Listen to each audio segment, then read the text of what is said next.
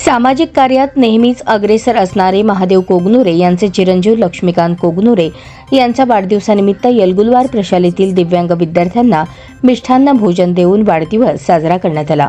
आपण आपल्या वाढदिवसाच्या निमित्ताने लाखो रुपये खर्च करून वेगवेगळ्या पद्धतीने वाढदिवस साजरा करतो, पण लक्ष्मीकांत कोगनुरे या तरुणाने आपला वाढदिवस दिव्यांग मुलांबरोबर साजरा केला। लक्ष्मीकांत कोगनुरे यांनी समाजाला आणि आजच्या तरुण पिढीला आपण समाजाचे काहीतरी देणे लागतो याची प्रचिती करून दिली। एकीकडे आजचा युवक आपल्या वाढदिवसानिमित्त विनाकारण फटाके, बँड, केक याच्यामध्ये लाखो रुपयांची उधळण करून वाढदिवस साजरा करतो, पण लक्ष्मीकांत कोगनुरे यांनी असे न करता अनाथ व मतिमंद मुलांसोबत वाढदिवस साजरा केला। दिव्यांग विद्यार्थ्यांना मिष्टान्न भोजन देऊन लक्ष्मीकांत कोगनुरे यांनी सर्वांचे आभार मानून आशीर्वाद घेतला। या प्रसंगी दिव्यांग विद्यार्थ्यांचा आनंद द्विगुणित केला।